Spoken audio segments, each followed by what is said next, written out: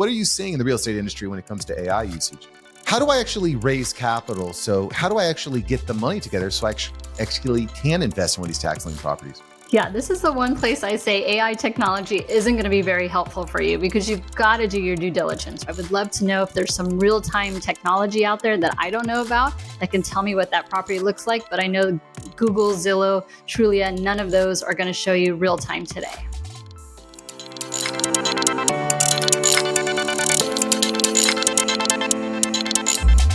Boys and girls, ladies and gentlemen, dogs and cats, Angela Duncan in the house. She's the tax lien queen. Angela, what's up?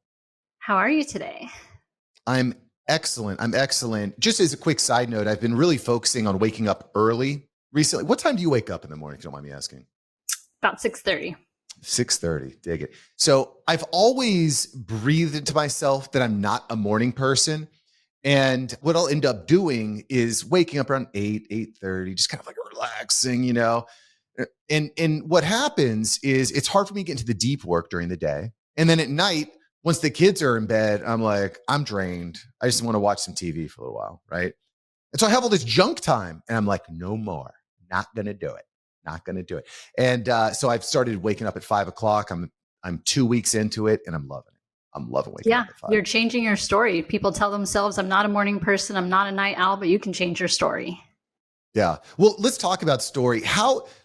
First, okay, so you're into tax liens in investing. And the first question I'm asking is, what the hell does that mean? So break it down. What does that mean? And why should I care?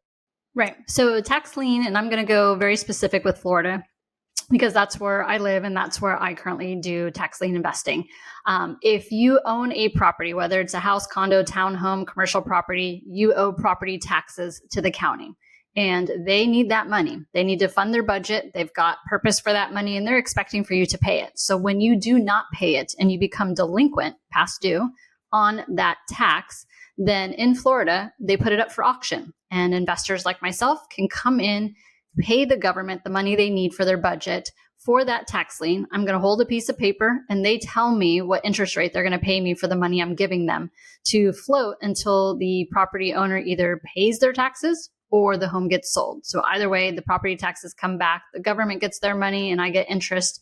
And it's just a great way for me to know what I'm getting into upfront and know exactly how much I'm going to make at the end of the day. Dig it. Okay. So how did you get into this? Was this like, you graduate high school, graduate college? I'm going to get into tax lien investing. How did you get into this? How did you figure this trick out? Oh, it's definitely by mistake. So I've been in real estate for about 20 years. I owned a top performing RE/MAX office for many years. I've been an investor, many different avenues, and I love numbers. So if I am at like Barnes & Noble and I'm looking at books, any book that has a number on the cover is appealing to me. So I came across a book called The 16% Solution, and I thought, hey, I don't know what this is. I want to learn more about this tax lien investing. And that's kind of where my journey started about 5 years ago. Interesting. To me, when I think about like investing in real estate, the first thing I think about is, well, I'm going to need probably a lot of money, right? And I need all this capital. I need money in the bank. How am I going to buy a duplex, quadplex, triplex, whatever, if I'm just barely making ends meet and I'm paying off my business, I'm doing my 401k, got to invest in the kids' college fund, and my wife, it's May, it's my wife's birthday, it's my daughter's birthday, it's my son's birthday, it's Mother's Day, it's anniversary. How do I actually raise capital? So how do I actually get the money together so I actually can invest in one of these tax lien properties? Yeah, so taxes are relatively low for a lower priced home. So first you want to figure out what tax lien investing is. Do your research, find a mentor, find a coach, and understand the process that goes within the county that you are investing in. Start in your backyard. You can buy tax liens here in Florida and several of the counties for like $500. So you don't need thousands and thousands of dollars to go buy a rental property and own one piece of property. You can buy several tax liens as low as like $500, so it depends on what your buy box looks like. You've got to figure out what that makes sense for you, but you don't need a ton of money to get started. So that's why this is another reason why I love tax liens, is because it is a conservative investment. You know what you're going to make up front, and you can start with a lot less money than other avenues or vehicles when it comes to real estate. what was the first property you purchased? $500 blows my mind that I could actually get a slice of the pie. Tell me about the first property you got involved with through these tax liens. Yeah, so I'm very specific in my buy box, right? I'm looking for a house. I don't want to touch a condo, a townhome. I don't want to get involved with an HOA because it could be problems for me later if I had to foreclose. And I drive by the properties. So I'm looking for a single family, freestanding house in the average neighborhood. And the taxes on that relatively low for someone who might be living there for a long time. And so I started off with $1,000, and that's where my bidding process started. I knew what my budget was. I knew the property that I wanted to bid on, and I was successful in that. And it's kind of just a sit and wait game. So you definitely, don't plan to get this money back right away. It's got to be something you can set aside for a couple of years, but understand that the process is there, and then your money will get returned to you with the interest the county is providing to you. But it could be a sit and wait game. And I'm a patient person, and it doesn't take a lot of time to do this type of investing. So it's a great way to still be part of the real estate market without having put in a ton of work, and then you don't have to upkeep or have anything that you're going to do until at which time the tax lien is redeemed. So explain this to me a little bit more, right? So you've got your $1,000. Are you going to like the county clerk's office, or how are you, or the county appraiser? Where are you putting the money? Where is it sitting? Thank goodness for technology. So for tax lien investing in Florida, it actually is an online auction platform. Okay. So tax liens or taxes become delinquent April 1st. So by the time the tax lien hits this online bidding platform, they close it out June 1st, usually every year. You've got a little bit of time to, one, look at the list that the county is providing. Go do your due diligence, your research, your lien search, drive by the property, figure out, we've got so much great technology with Zillow, Trulia, that you can kind of figure out what is the value of that property should you need to foreclose someday. So I'm doing a lot of due diligence before I even bid, which can be a little bit time consuming, but I also know that there's a very short time period in which I can bid, and it only happens once a year. So I'm dedicating that time to do my research, to do my bidding, and then hopefully I'm successful and winning a couple of the tax liens. And then I sit and wait till the next year to be able to do that process all over again. Okay. So you said it starts, the marketplace opens, the auction starts on April 1st and ends on June 1st. Is that what you said? Correct. So it's an online platform, and they do provide you with a list of properties that are available that you can buy the tax liens. So they want to give you obviously enough time to do your own due diligence, but it's also a very short window and it can go by really quickly. So create your own buy box. What does that look like to you? And then focus on filtering down to those properties so that you can spend maybe a weekend or two driving by and doing your due diligence, while you still work your full-time job during the week. And so then what happens next? When do I get my money back? So I put down my bid. How do I find out that I've actually won the bid? Because by the way, anytime I'm putting down money on a raffle, or it's like I'm co-opted. My brain cannot think about anything else until I find out. So if you're like, well, 2 years later, you'll find out. I'm like, I can't take it. I need to know. Not that long. And I definitely understand the loop. The brain wants to close that loop, which is a great technique for a lot of people who speak on stages. That's a whole other topic, though. You're going to know by the time the auction closes whether or not you won it, and have that money ready because the government's coming for you. They want their money. You said you're going to bid on something. They took your bid. They're going to expect payment right away. So if you're bidding on, say, 15 tax liens, make sure you have enough cash available to pay for all of those because they're not lenient. They're only going to give you a short time to turn around, depending on the county, to turn around and make that payment. So you'll know right away whether or not you've won once that auction closes. Okay. And so once I've won, I've given over my money to the government, which that would be the first time I've ever done that. No, just kidding. That happens pretty regularly. So we give our money to the government. Then what happens? Then we wait to get our interest back. Explain to me what happens next. Yeah. So the process, and you're right. So this is like one of the few times you're giving the government money and they're paying you interest, right? This is a whole other dynamic. We're usually giving them money and they don't pay interest. They're just taking the money from us. But yes. So once the auction closes, one of several things could happen. One, the property owner could pay back their taxes, right? That's the ideal situation. Perhaps they lost a job, perhaps they, had a medical condition, or they had a death in the family and they weren't able to pay the property taxes in time. So hopefully within the next few years, they're going to pay their taxes, which means you get your investment back plus the interest that the county has told you they're going to pay you. Now, worst case scenario, say in the state of Florida, 3 years goes by and they haven't paid their taxes. Well, I've got this certificate and now I can work with my attorney and do a foreclosure and take the deed of that property back. So understand that you could have a property at the end of the day. It could be a couple years before you get your money back. And you'll have to make sure you're doing that research up front, because if I own a property, I want to make sure that I can flip it, right? I want to get rid of it as soon as possible. Or maybe you're going to fix it, keep it, fix it, rent it out. But for me, if I have to foreclose, then I definitely want to get rid of that property so that I can go right back into passively doing the tax lien, because I don't want to be a landlord at the end of the day. That's not my purpose with what I'm doing, but it could be yours. You have to decide that up front before you start your bidding. Yeah. And so you don't actually have like a piece of the property in that case. When you're buying down the debt, I guess, on the front end by yourself. You're not like splitting with other people, right? So if a foreclosure happens, you're the solo owner. You're not stuck with like 4 other owners, right? Well, yeah, the property tax lien is first in line over a mortgage, over, a roof not being paid, something like that. The government does obviously want to get their money first. Right. Okay, cool. So that takes precedent. What are the interest rates? I mean, at the end of the day, what does the interest rate look like? Inflation is quite high right now. I mean, there's different reports coming back, but I at least want to make sure I'm, over inflation. Like what do the interest rates actually look like? How are those determined? Yeah. So this is part of your due diligence. It varies from county to county, state to state. Florida pays up to 18%. So I want to emphasize up to 18%, because when you're bidding on how much interest you're willing to accept. I usually stay in the 10 to 12% range. If I'm going in at 18%, someone else could come in and say, I'll take that same certificate, but government, you only have to pay me 16, or you only have to pay me 12. So know that you're competing with other people who might be willing to take less, but that's part of your buy box. What are you going to look for in your return? So I want to beat the stock market. And, I'm not a huge believer in the stock market. I'm a big believer in real estate investing, but I still want to make sure that the returns make sense for me. So understanding what that could look like for you. Now, in other states, like Illinois pays up to 72%, Iowa pays up to 24%.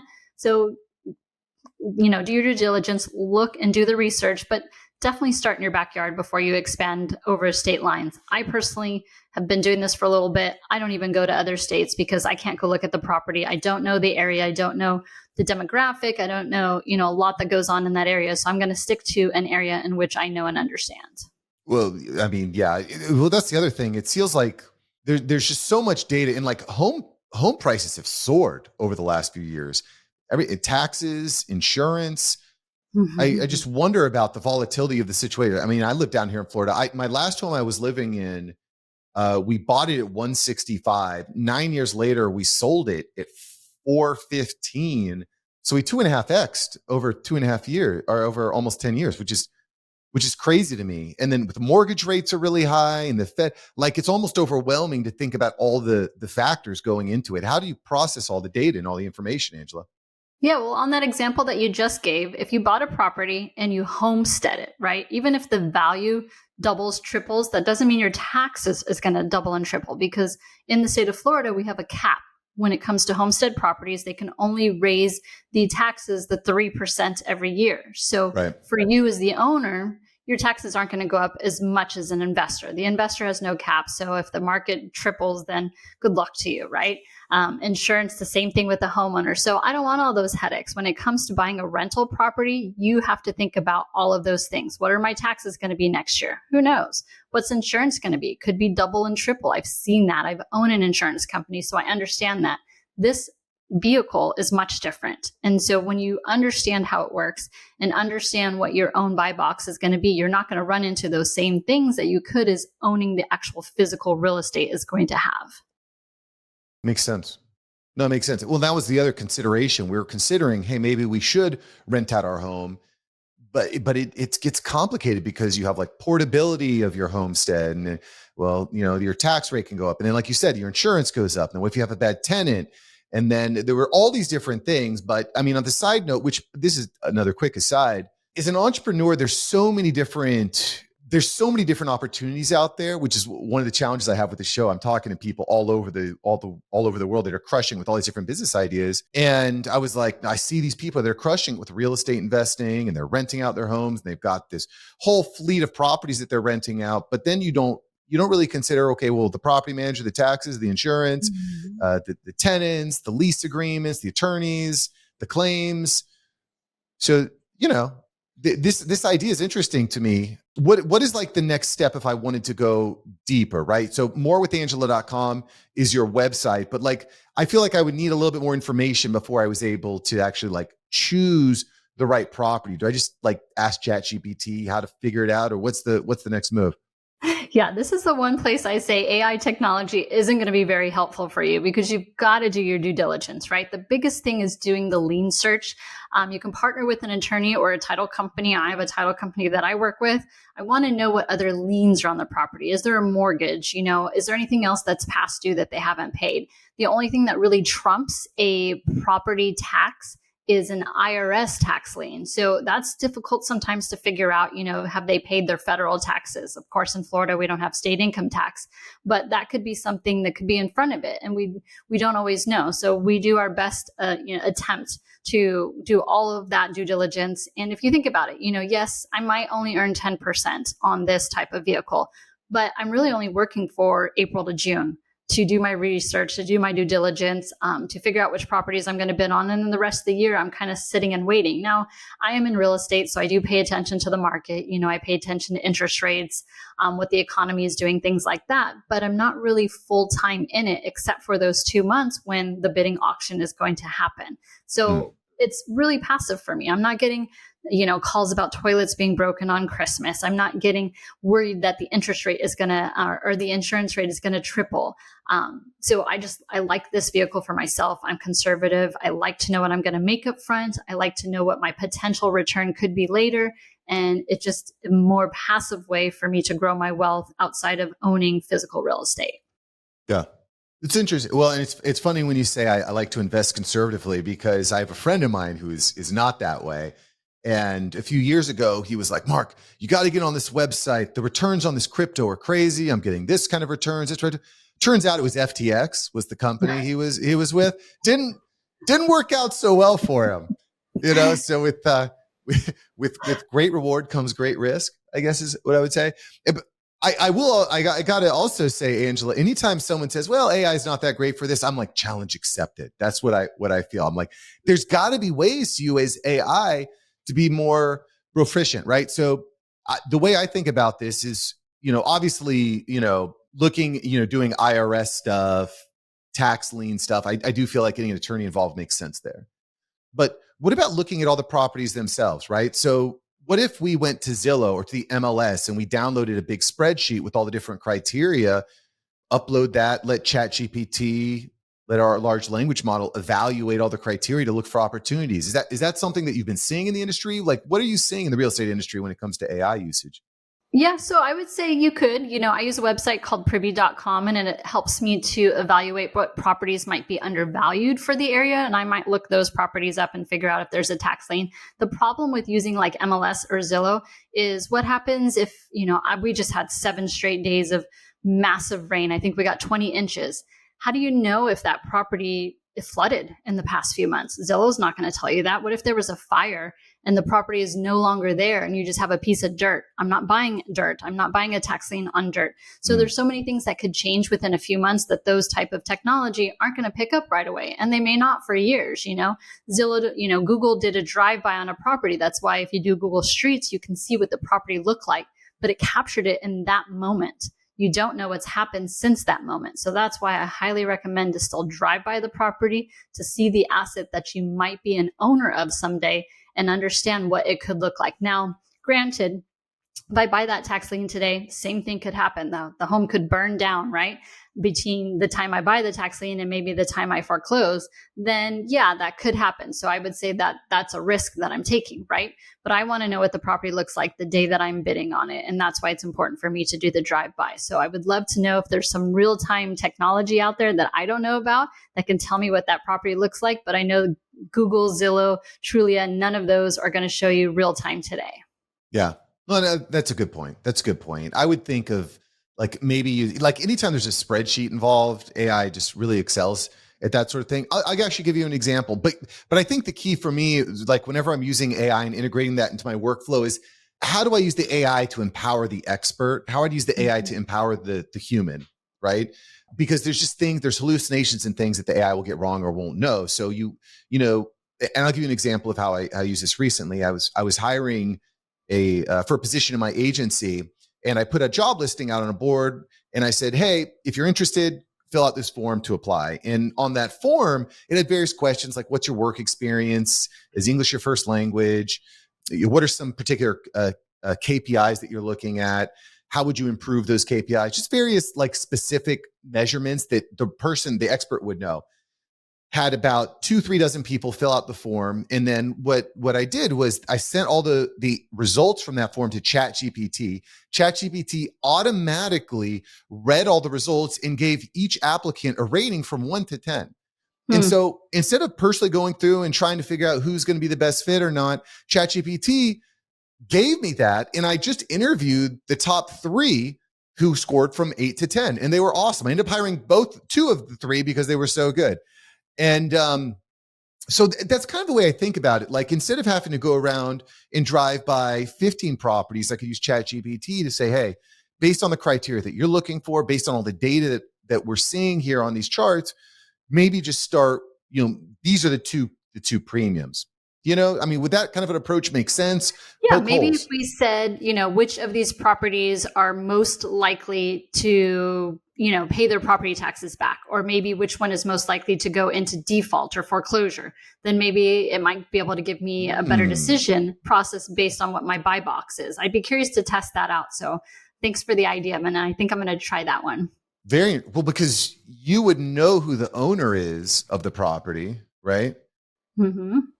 This is another thing. I was speaking to a guy about 8 months ago, Mike Wynn. He was another guest on the podcast, and he developed a calendar scheduler that anytime someone would schedule a time on your calendar, it would automatically scour the web for all the information on that person, right? So if you could combine, and I got to follow up with you on that, see how that's going. But I feel like if you could combine that with some sort of screening technology, because that will be able to calculate like, oh, this person actually doesn't live in the United States or is in prison or is actually going into collections on 3 credit cards, or the amount of data available on every single human being is unprecedented, right?